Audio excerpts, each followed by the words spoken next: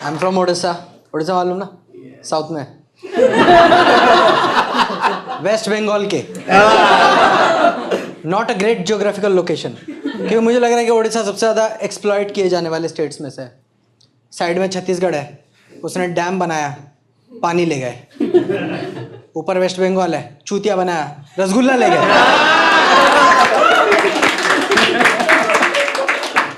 मैंने उनको बोला अभी, मैं कहा यार एक हमारे पास और चीज़ है। कह रहे क्या? मैं कहा वो एक एनुअल साइक्लोन सब्सक्रिप्शन पैकेज है, तो चाहिए क्या? कह रहा दे दो। हमने दे दिया इस साल, हटके 74 हो गए। कह रहे उड़ी बाबा। मैं कहा वो उड़ रहे हैं बाबा।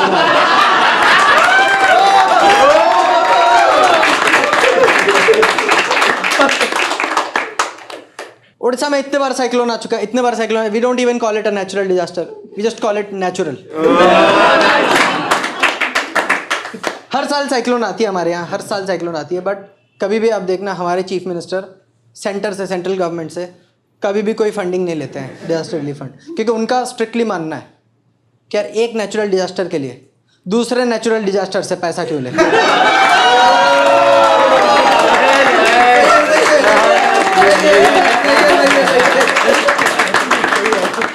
जैसे कि मैंने बताया मैं उड़ीसा से हूँ, है ना।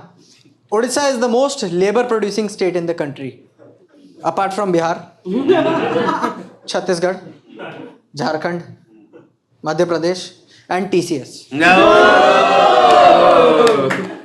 और अपन क्या है, सबसे गरीब स्टेटों में भी जाने जाते हैं, लेबर प्रोड्यूसिंग स्टेटों में जाने जाते हैं। तो फिर कभी भी शो करने जाता हूँ ना, मुझे बकायदा बताना पड़ता है कि मैं फ्लाइट से आया हूँ। सामने वाले यकीन नहीं करते, बोल पड़ते हैं इसको देखा था, तुम वही हो ना, पैदल चल के आ रहे थे घर लॉकडाउन के टाइम, देखा तुम्हें मजदूर। गाइस मैं पैदल वैदल नहीं जाता हूँ, ठीक है। मैं ट्वीट करता हूँ, सोनू सूद मेरे लिए बस अरेंज करता है।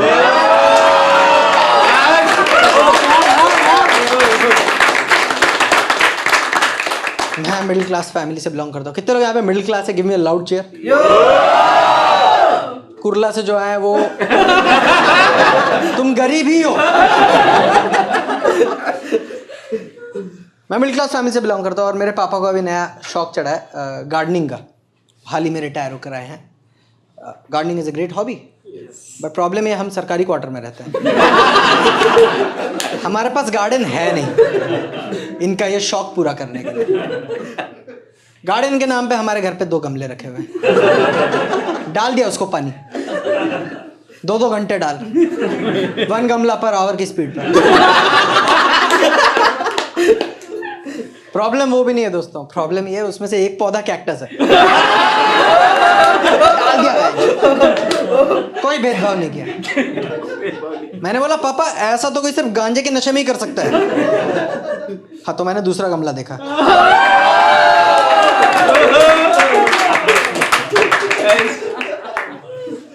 मैं कहा पापा ये रिया चक्रवर्ती भुवनेश्वर आई थी।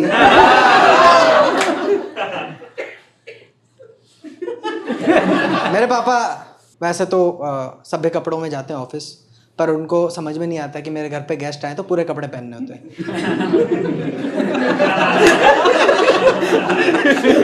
वो कह रहे तेरे दोस्त है ना, मेरे थोड़ी। मैं कहा पापा आप अपने दोस्तों से भी ऐसे ही मिल लेते हो। पापा लोग में लाउड चेयर, अगर आपको लगता है पापा लोग नेशनल यूनिफॉर्म है, 30 बनियान और लुंगी। ये यूनिफॉर्म कौन डिसाइड किया? और इतने यूनिफॉर्मली ये यूनिफॉर्म क्यों मेंटेन हो रहा है? मेरा बाप वही कपड़े पहन के गार्डन में पानी डाल रहा है। मेरे पड़ोसियों ने उनको कभी देखा नहीं था क्योंकि ट्रांसफरेबल जॉब थी, तो उनको लग रहा है मैंने माली ले रखा है। साइड वाले अंकल आकर बोल रहे हैं कि और बेटा कॉमेडी से बहुत पैसा आ रहा, माली ले रखा है आपने। मुझे सुनने में बड़ा अच्छा लगा, तो मैंने रहने दिया।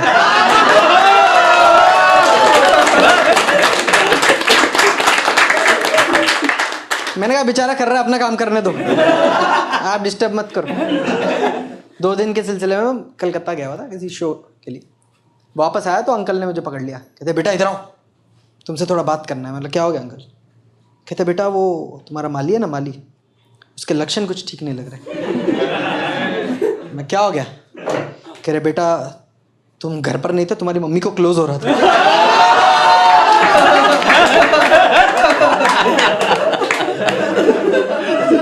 मैं अंकल, शक्ल देखी आपने उसकी? मालिक और माली की शक्ल मिलती जुलती है नहीं? अगर क्लोज होना हो तो 28 साल पहले हो चुके हैं। यही वो पौधा है जिसको वो पानी डाल रहे हैं डेली।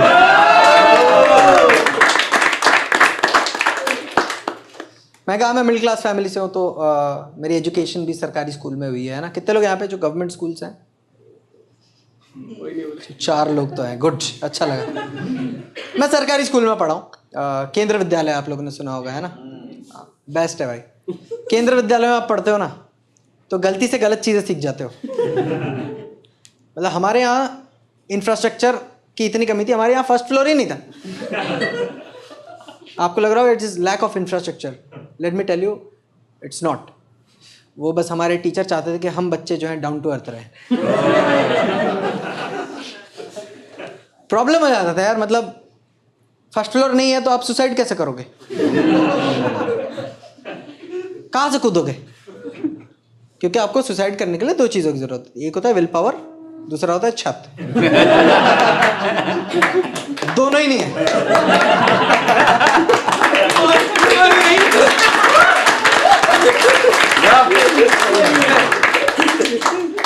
होमवर्क ना करने के डर से मैं छज्जे से कूदा हूं। गर्ल्स, यू नो छज्जा? Let me explain. You know Masakali? हाँ, वो लोग जिधर पॉटी करते हैं ना, मैं छज्जे से कूदा हूं। होमवर्क ना करने के डर से मैं छज्जे से कूदा और मैं मरा नहीं। हाथ पैर टूट गए, 2 महीने के लिए हॉस्पिटल में कैद रहना पड़ा। 3 महीने बाद जब वापस आया, 4 महीने का होमवर्क दोबारा करना पड़ा। मतलब 10th तक जो है मैं सिर्फ केंद्र विद्यालय में पढ़ा, और जैसे 11th स्टैंडर्ड हुआ मेरे पापा को रियलाइज़ हुआ कि मेरा एजुकेशन फक हो रहा है, तो उन्होंने सीधा मुझे डीपीएस में डाल दिया। 10th तक केंद्र विद्यालय, 11th में डीपीएस। आप सोच रहे हो क्या कल्चरल शॉक लगा है मेरे को? मतलब 11वीं कक्षा में जाके मुझे पता चला लड़कियों को घुटने होते हैं।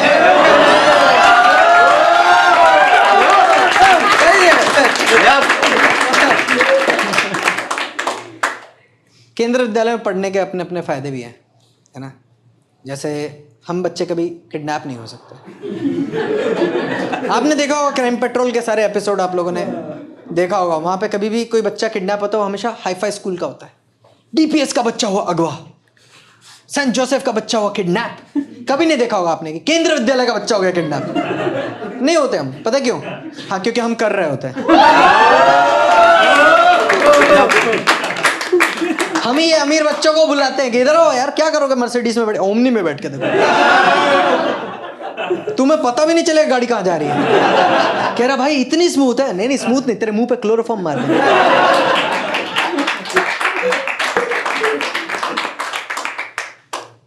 केंद्र विद्यालय में यार झगड़े सही से नहीं हो पाते, है ना? क्योंकि गवर्नमेंट स्कूल्स में क्या होता है कि कमिश्नर का बेटा भी वहीं पढ़ रहा है, पियोन का बेटा भी वहीं पढ़ रहा है, तो इतना डिफरेंस है ना कि आप झगड़े सही से कर नहीं पाते। क्या ही करोगे?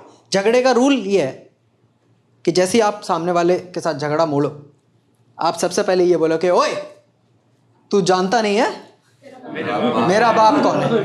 वहां आप ये बोल ही नहीं सकते हो। क्या ही बोलोगे? ओए तू जानता नहीं है मेरा बाप कौन है। जानता हूं साले, उसी के ऑटो में बैठ के आ रहा हूं।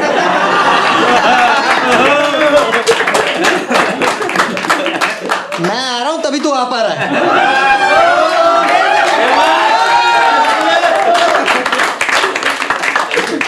My education is funding your education.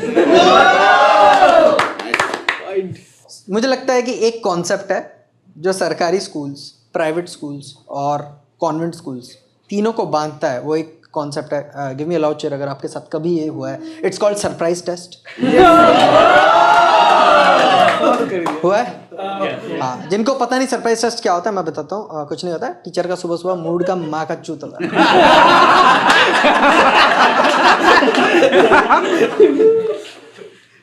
Teacher आती है, हम बोलते हैं गुड मॉर्निंग टीचर। टीचर कहती नो इट्स नॉट। मैं कहता हूँ ma'am but it's such a good morning ma'am. See ma'am, see the weather, it's such a good morning. See ma'am कहती यू विल सी। मैम ने paper बांटने चालू कर दिए, पेपरें बटी तो मेरी फटके हो गई 4, मेरे बाजू वाली की हो गई 8, उसके बाजू वाली की हो गई 12।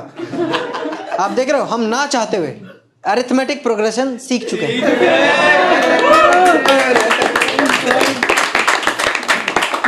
और मैंने कुछ पढ़ा नहीं था तो I looked at a friend जो कॉन्वेंट स्कूल से आया था, अच्छे स्कूल से, है ना, वो नहीं होते दाउ शैल हेल्प अदर्स। मैं सीधा गया, मैं कहा thou shall give wine if you shall help. बंदा मान गया। मैंने कहा देख भाई मेरी मदद कर दे वरना मैं फेल हो जाऊंगा। He said dude I will help you but you also have to help yourself. मैं कहा कैसे? कहता देख भाई पहले क्वेश्चन का आंसर चाहिए तो 1 बार खांसना, दूसरे का तो 2 बार, तीसरे का तो 3 बार, चौथे का तो 4 बार, पांचवे का तो 5 बार एंड सो ऑन। मैं कहा प्लान अच्छा है, लेट्स एग्जीक्यूट। पेपर है बटी, मैं फंसा 25वें क्वेश्चन में।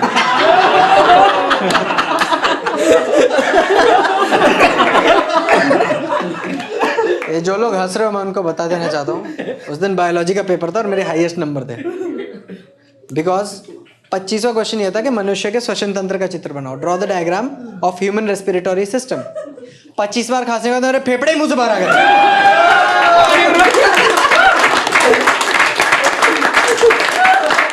आप देख रहे हो चीटिंग कितना कन्वीनियंट हो गया। टीचर ने 11 नंबर दिए 10 में से, कहती इतनी रियलिस्टिक ड्राइंग तो हमने आज तक नहीं देखी। लोग 2D 3D पेंटिंग बनाते, तुमने चलते क्लास में वर्किंग मॉडल बना दिया।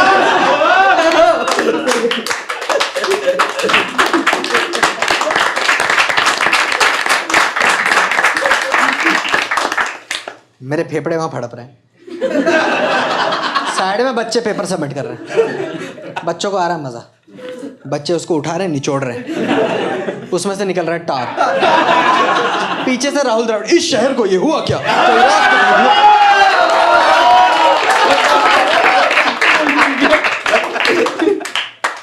मैंने कहा मैडम अच्छा हुआ आपने 8 चैप्टर तक एग्जाम रखा था, 9 चैप्टर से कुछ आ जाता तो उसको भी निचोड़ देते क्या?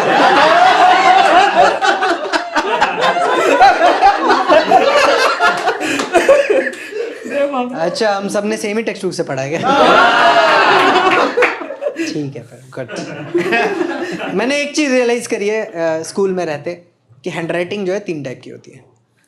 एक होता है गुड, एक होता है गुड जिसमें डी साइलेंट होता है,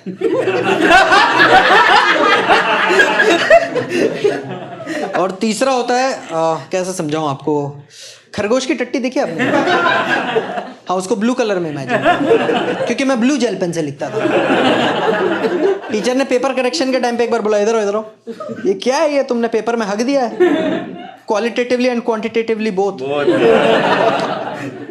ऐसा तो बड़े हो के तुम, मैंने कहा मैम डॉक्टर बनूंगा, कहते खरगोश बनोगे। मैम प्लीज बताइए मैं लाइफ में क्या करूंगा अगर ऐसी हैंडराइटिंग रही? तो आइडियली मैम को कहना चाहिए कि तुम बड़े होके डॉक्टर बनोगे, बट मैम ने कहा नहीं तुम बड़े होके इंजीनियर बनोगे। देखो तुम बड़े होके इंजीनियर बनोगे, तुम करोगे कंप्यूटर साइंस इंजीनियरिंग, और तुम स्पेशलाइजेशन करोगे साइबर सेल एनक्रिप्शन में। मैंने कहा मैम ये सब आप मेरे हैंडराइटिंग से बता सकते हैं? कहती yes because you have already started writing in encrypted language.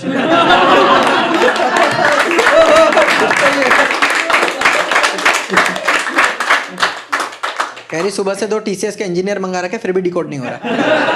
मैं कहा मैम प्रॉब्लम यही है आपने TCS से मंगा रखा है।